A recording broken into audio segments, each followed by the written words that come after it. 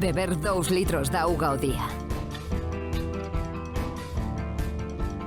Cociñar unha receita nova cada semana.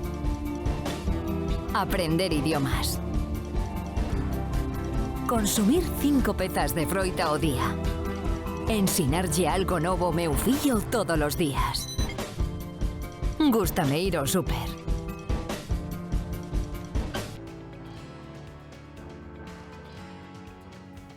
Aquí estamos, un día más en nuestro programa dedicado a las cosas de comer y a las cosas de beber. Ya les dije que estas semanas íbamos a hablar mucho de cosas de beber, pero hoy vamos a comenzar aquí en Amoeiro, porque aquí estuvimos con su alcalde, con José Luis González, para hablar, ponerles un poco hacer un aperitivo, ¿no?, de lo que será la fiesta, la segunda edición de la Festa do Porco a Espeto, que será el próximo sábado, el Día das Letras Galegas. De ello vamos a hablar en esa entrevista y luego nos vamos hacia el Condado, aguas abajo por el Miño, porque la ruta del vino de las Rías Baixas es la protagonista en el próximo fin de semana también de esa primavera de portas abiertas que están organizando todas las denominaciones, bueno, todas las rutas del vino de Galicia, en colaboración con la Xunta de Galicia. Y bueno, pues este fin de semana toca ruta por Rías Baixas. Así que esa será la segunda parte de nuestro programa, en la que hablaremos con el presidente de la Ruta del Vino, que se llama José Simón, y luego haremos una pequeña ruta para que ustedes pues estén un poco al loro de lo que son las actividades que están previstas para ese fin de semana. Con estos ingredientes, y puede que de alguno más, hemos preparado este programa para ustedes. Bienvenidos a Cosas de Comer.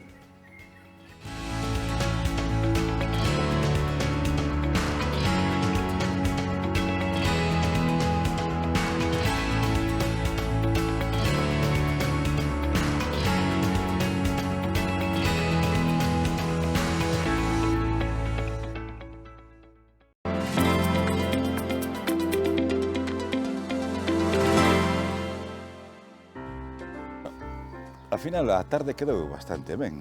Pois sí, Francisco. Aquí baixo esta carballeira podíamos xogar unha partida. O dominó se fai falta, Sí. pero as cartas sobre todo. Sí. No, sí, é unha carballeira moi apetecible, sobre todo no Brao. No Brao é moi especial, sí. Bueno, estamos aquí en Amoeiro, no núcleo de población, na capitalidade do municipio, co seu alcalde, con José Luis González, e vimos aquí a falar de algo que se vai celebrar aquí, justamente nesta carballeira, o vindeiro fin de semana, que é a segunda edición da Festa do Porco ao Espeto. O Espeto. Sí, empezamos fai un ano, revivir, de alguna forma, fai unha festa que se fixo unha peña fai 30 anos, Sí.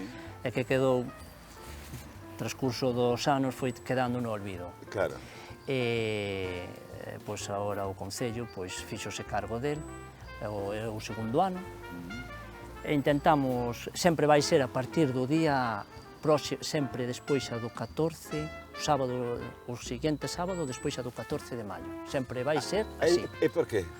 Porque se facía o 14 de maio, Ah. sempre a festa esta, fai xa, falo de 30, 29 anos. Sí, o sea, no século pasado. Efectivamente. O que pasa é que o 14 sempre son aquí a feira, é a feira do Concello. Entonces, para non entorpecer a feira con outra festa, pois decidimos que nunca vai coincidir. Claro, que sexa o domingo despois O do... sábado o sábado. siguiente, O 14 de maio, sempre. O sea que en este caso é o día 17. Correcto, o Día das Letras Galegas Día das Letras coincide Galegas. fin de semana, ou sea, fin de semana festivo, Festivo, sí. Bueno, é sábado. é sábado. Sí.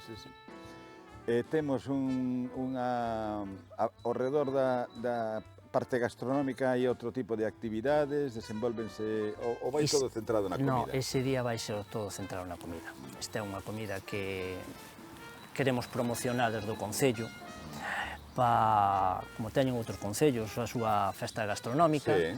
e solo vai en esa... van a actuar a nosa banda de gaitas que temos aquí en Amoeiro, Claro, colle a banda sonora. a banda sonora, e nada máis. E temos un menú no que o porco é o protagonista, o porco espeto, así asado con leña de carballo, me imagino. E despois veñen tamén, mirei o menú, hai empanada, hai bica, café, Pan, de viño, pan. vin, sí, o viño é por a súa propia conta os que veñan a comer, os comensales, por 19 euros. O primeiro, a verdade é que foi non saliu tan ben como quixéramos, porque houve un día de moita chuvia, sí que aínda que había carpas, fixémolo aquí, pero este ano, pois, por se te hai risgo de chuvia, como pode ser, que últimamente o tempo está moi cambiado, pois trasladarémolo ao pabellón, pero para que a xente este máis cómodo. Claro.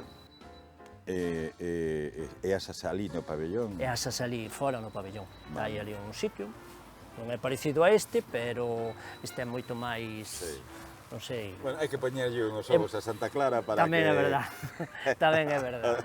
Pero a verdade é que aquí se está moi agradable. E un día, ademais, aínda que apriete o sol, coa frescura que dan estes carballos, sí, a temperatura que xa teñen anos, centenarios. Son centenarios. Casi todos centenarios. Bueno. Casi todos. O que pasa é que hai que cuidalos moito, porque sí que a peste veulle algúns, tuvémolos que decotar fai anos, e agora, pois, vámonos tratando o mellor posible, porque o que é o Campo do Souto, que lle chaman o Campo do Souto da Moiro, onde facemos as festas patronales de aquí, onde se fan, é moi atractivo a hora de pasear, de xuntarse os xóvenes, os maiores, e é un centro de... É un centro social, ao aire libre, social totalmente, natural. Totalmente. Mira unha cousa, José Luis, para a xente que quera, supoño que non só é para os veciños de Amoeiro, que pode vir xente de fora, de Ourense, de Vigo, de... Totalmente. Sí.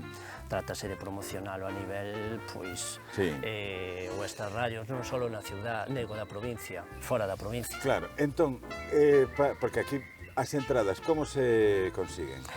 Home, vamos a ver, falase co Concello, senón, pois tamén se poden reservar mediante ese teléfono do Concello ou o meu particular.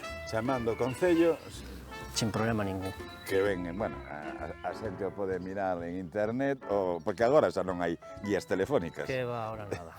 Pero bueno, todo é correo electrónico. Sí, pero bueno, podemos mirar que e se non, o vamos a imprimir debaixo destas imaxes para que aparezca o número de teléfono do Concello. Ou o meu propio tamén. Bueno, o teu propio non, senón... Pois non hai problema Concello. Non hai problema ningún. Senón despois te poden chamar. E así que de plazo para mercar hasta o día 12. A partir do 12, pois, bueno, podense xogar un pouquiño con diferentes altos e baixos de comensales, pero é para ter xa unha perspectiva dos porcos que que nos fan falta. Porque, por exemplo, sí que é verdad, o ano pasado, pois, pensábamos que iba a haber máis xente, non houve, por o tempo que estuvo. Claro. Pero este ano, pois, xa vamos con máis perspectivas de ter as cousas máis claras. Bueno, pois vémonos entón o sábado. Eso espero, Francisco. E benvidos aquí ao Concello da Moiro. Pois moitas gracias. Alegro-me que estedes por aquí.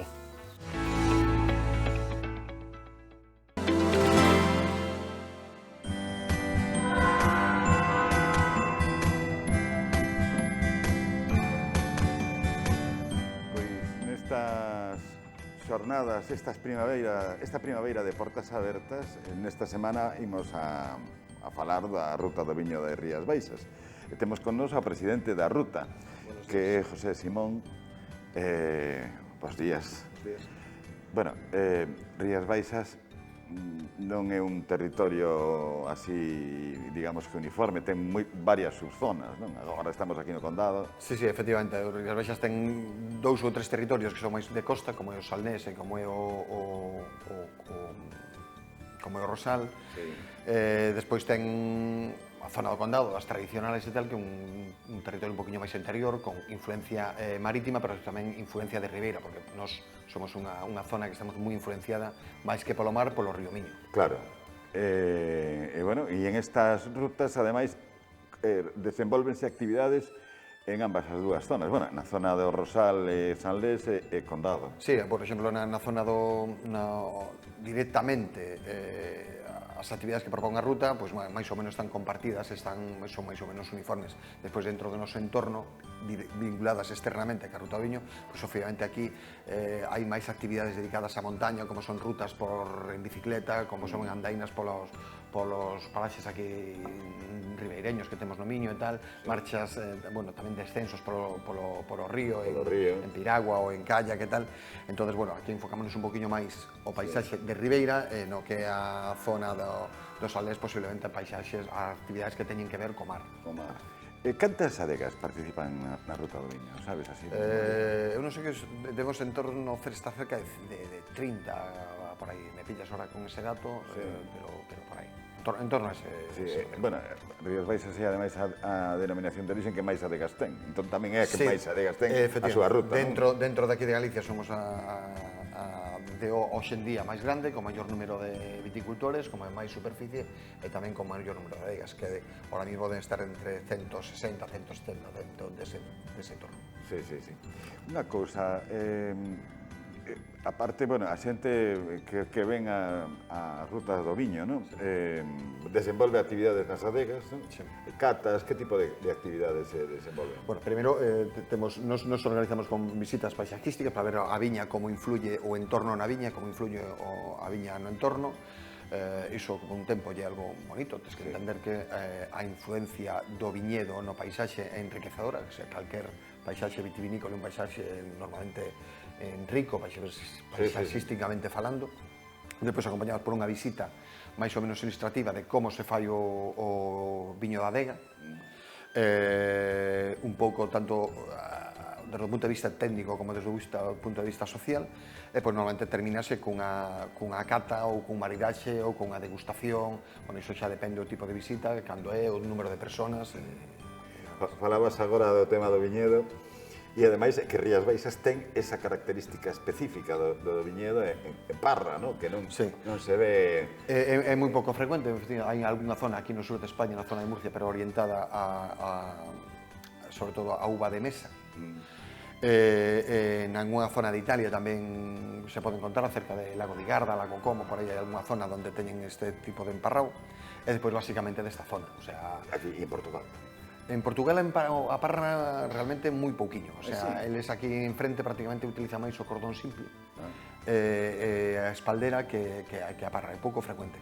Si a tiñan antes, utilizaban sobre todo no que é o patio das casas, tiñan como un alto, que tamén é tradicional aquí, o mellor en algúns camiños, nas zonas para aproveitar os camiños, utilizaban unha parra elevada que aquí se chamaban os altos. Pero bueno, como cultivo en general é máis reducido que aquí na nosa zona. Pero a razón, cal é a razón pola cal se escolle a parra en vez de outras técnicas de... O sea, non hai ningún concepto definido absolutamente por cal é a razón. Eu intuyo que é porque que a parra ti consigue separar un pouco o que é a uva do suelo. Entonces, nun verano que ven moi húmedo, pois, si te serva no suelo, tes humedad no terreno, pois ti aleixas a problemática que iso ocasiona. Arriba vas a estar máis seco e abaixo a estar máis húmedo. O tema do bildiu e todo eso. O tema do bildiu, efectivamente, a influencia que tes nas plagas é moito máis reducida ao estar separado, sobre todo onde hai zonas húmedas. E aunque aquí, normalmente, non é unha zona húmeda, sempre hai bravos que son moi complicados, que chove con frecuencia ou non fai o calor deseado ou tal. Un día como pode ser hoxe non choveu en toda a mañán, pero sin embargo ahora baixas por abaixo da viña e o suelo está moi mollado. Entón, eu creo que aí debe un pouquiño por aí. Depois, o que falamos antes dos saltos, zonas de acceso para cubrir un camiño que pasaba de ser unha zona de paso a ser unha zona de paso e productiva tamén. Claro, e despois tamén, imagino que aproveitábase, debaixo plantábanse cousas, non? Efectivamente, debaixo se plantaban, ahora non é normal, porque a viticultura está moito máis profesionalizada, pero sí, era normal, debaixo das parras, poder plantar patatas nun momento determinado, plantar leituga, plantar determinado tipo de produtos hortícolas para uso doméstico. Incluso ter galiñas. Bueno, as galiñas, desde logo, sobre todo no que eran os patios das casas, como comentábamos antes, as galiñas andaban por debaixo das parras, que hoxe en día sería un aproveitamento ideal. O que pasa é que se complica moito porque, bueno, son extensións máis grandes e tal, claro. pero a simbiosis entre a galiña e os polos e a viña é perfecta, o sea, abonan, comen as servas, claro. abonan e tal. Igual hai un momento crítico, que se outra, que é cerca da vendima, que o mellor poden saltar e tal, que no caso da parra iso elimínase porque está moi alta, pero bueno, na nosa casa, que veño dunha familia de agricultores de toda a vida, pois era normal, o sea, ao redor da casa pois estaban as galiñas debaixo das parras. Bueno, o condado, agora estamos no condado. Rías Baixas, como decíamos, é moi amplo, ten moitas subzonas, pero esta é unha zona moi rica en cuanto a diversidade de variedades. Pode ser a máis rica da toda a denominación. Sí, bueno, nos aquí estamos influenciados, como falamos antes, pola zona marina, pola zona de Ribeira, un poquinho máis ao interior.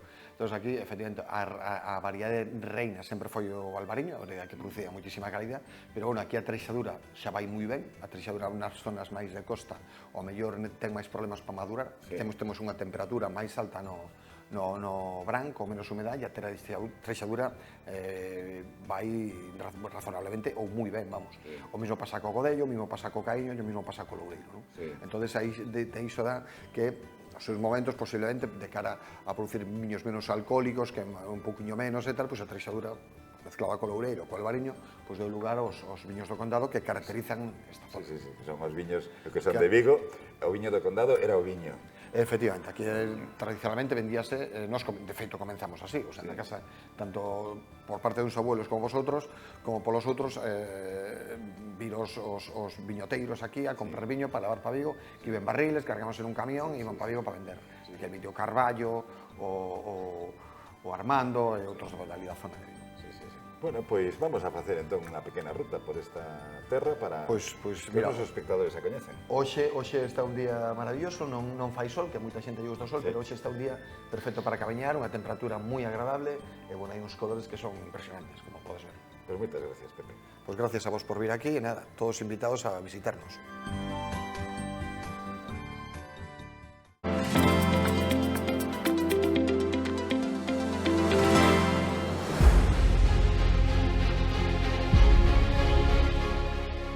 Rías Baixas es la denominación de origen más grande de Galicia. La superficie cultivada es de algo más de 4.300 hectáreas, divididas en cerca de 23.000 parcelas. Esto da una idea del arraigo del minifundio, en el que trabajan algo más de 5.000 viticultores. Cuenta con 179 bodegas activas y su territorio está dividido en 5 subzonas: Salnés, Condado, Rosal, Soutomayor y Ribeiras do Ulla. En la primavera de Portas Abertas de esta edición participan bodegas, restaurantes y alojamientos de las 3 primeras subzonas, con un programa muy ambicioso desde el viernes 16 al domingo 18. Las jornadas combinan visitas a bodegas, catas y otras actividades, enoculturales y enogastronómicas, y rutas de senderismo, visitas a museos y recorridos urbanos por las localidades más vinculadas a la actividad vitivinícola de cada una de esas 3 subzonas. 8 autobuses harán recorridos desde Ourense, Vigo, Pontevedra, Santiago y A Coruña el sábado 17, con visitas a 3 bodegas de una de las subzonas y tiempo libre para comer.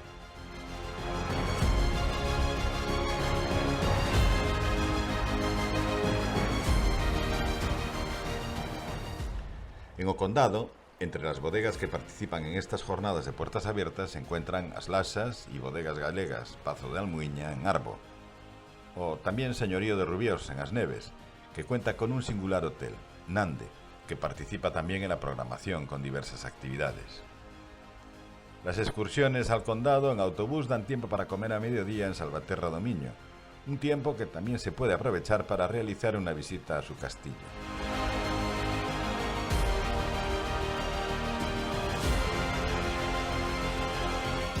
En O Rosal, la otra subzona miñota de Rías Baixas, participan bodegas como Quinta de Couselo, una de las más antiguas de la denominación de origen, y Santiago Ruiz, que esta primavera lanzó al mercado su añada número 40. En todas las subzonas el vino blanco domina abrumadoramente sobre el tinto, y dentro del blanco los monovarietales de albariño, pero la influencia del ribeiro se extiende miño abajo, con una marcada tradición de polivarietales que reciben el nombre de las subzonas en las que se elaboran. El condado Ensambla albariño, treixadura y loureira. A veces también torrontés y godello. Esto en el blanco. Y caíño tinto, sousón, brancellao y espadeiro, y otras en el caso del tinto. Y el rosal emplea albariño, caíño blanco y loureira, que aquí llaman marqués, y en algunos casos godello y treixadura. Estas jornadas de primavera de puertas abiertas permiten descubrir y catar los vinos allí donde se cultivan y se elaboran.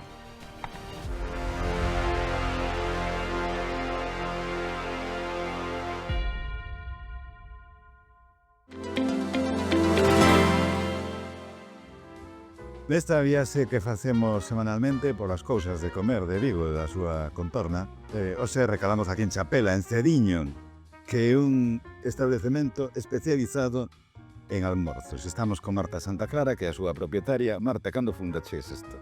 Cediño fundouse fai en 2 meses, 2 anos, cadrando coas festas de Chapela, coas festas do Carme. Nada, en 2 meses xa cumplimos anos, contra todo pronóstico. Ti además empezaches a barrenar un pouco sobre o tema cando a pandemia, non? Na pandemia quedeime sen traballo, como moitísima xente. Estaba así un pouco en crise existencial de que faría da miña vida. Gústame moito o mundo do café, o mundo dos almorzos. Comecei a facer un brainstorming, un plan de empresa, a ver se era factible. Tirei por aí, mirei que fose viable e padian. Aquí estamos, 2 anos despois. Bueno, cales son os ingredientes? Con que traballas aquí en Cediño? Como que falamos de almorzos? Nos traballamos, por exemplo, facendo biscoitos caseiros, cun bo café, que é o que principalmente chama a xente para vir, o bo café, eso diario. E logo, eso, biscoitos caseiros, unha boa panadería, un bo pan, cousas saudables, e logo, pois, algún doce que outro que sae do saudable, pero bueno. Bueno, tampouco. Hai que darse unha homenaxe cando un ve. Quereses, además, os facedes vos aquí. Nos facemos os doces, tamén tiramos moi de froitas de tempada. Aquí se vese de inverno non podes atopar unha froita que non sexa de tempada. E no verán igual, todo de proximidade, intentamos así, pero bueno, hai cousas que hai que tirar de labora, Sí. sempre se pode. É verdad, sí. Os almorzos, por que escolliches os almorzos? Porque aquí facendo como plan de empresa, sobre todo surxiu así, en Chapela non había nada adicado totalmente a almorzos. Entón, pois, si que habían de tomarse o café, unha tostada normal, un curasán, pero que está de moda, como por así decir, a torrada de aguacate, uns ovos, todo iso, o curasán en Lofrera, que é bastante coñecido aquí.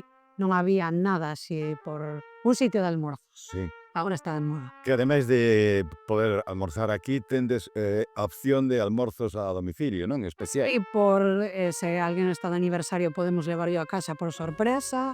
O día da nai facemos un menú especial que vai cun ramo de flores e a xente ven buscalo, ten moitísima aceptación.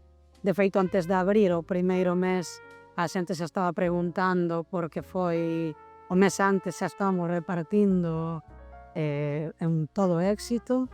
Eso tamén podes vir a buscalos, un takeaway, chándonos por teléfono xente a fin de semana e leva para casa, sobre todo en inverno, cando non quere sair.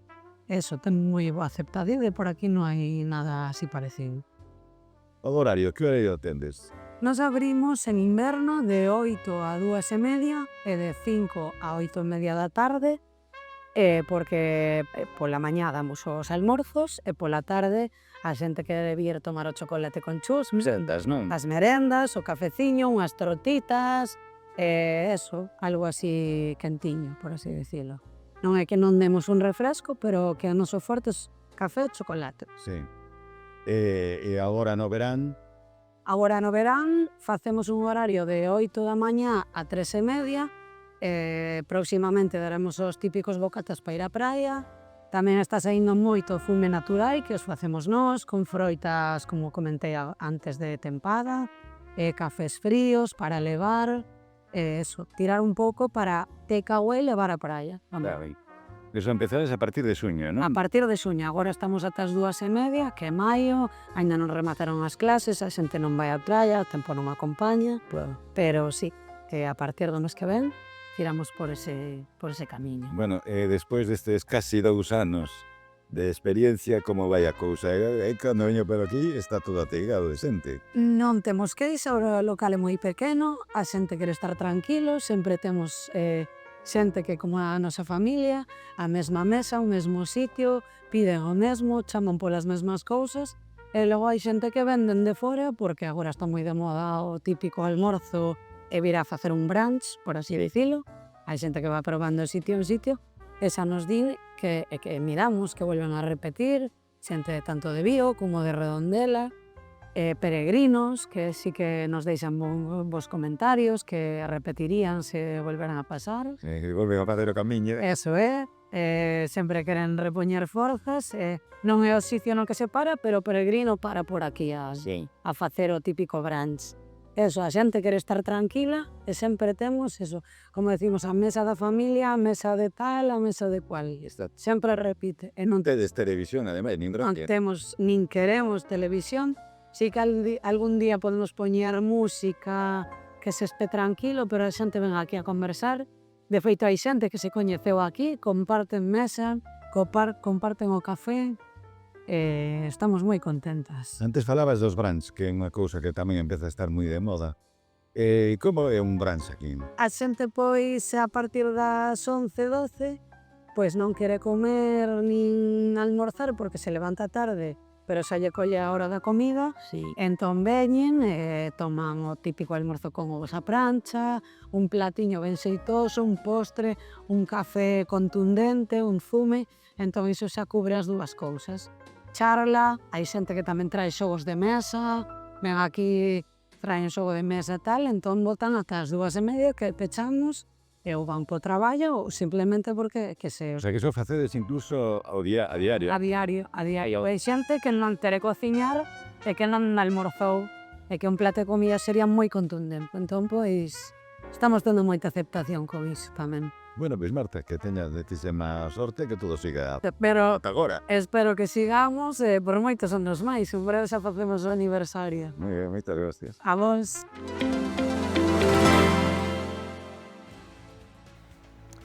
Ya estamos a mitad de mes. El tiempo a mí se me pasa volando. No sé si es que con la edad los días parecen más cortos, a pesar de que ahora con el verano, vamos llegando al verano y los días son más largos, pero a mí se da más horas de luz, pero el día a mí cada vez se me hace más corto.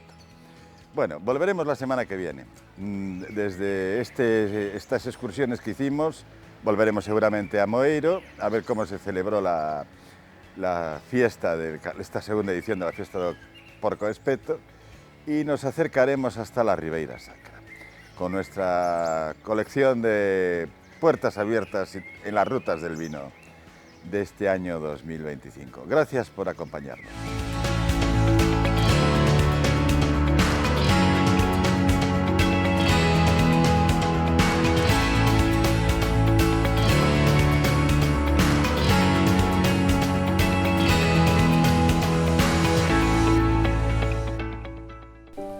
Chámome Kiko Arcas e son fotógrafo de natureza. Gústame que as miñas fotos sexan o máis natural posible. Son moitas horas de campo. A natureza é a miña paixón, a miña vida. En Sousas nos gusta a xente natural, tan natural como a ti. Evitar usar o coche para as distancias curtas. Elixir produtos frescos e de proximidade. Facer rir a xente que me rodea. Reducir o uso de plástico. Botar unha man a que non necesite. Aprender algo novo da miña filla todos os días. Gústame ir ao súper.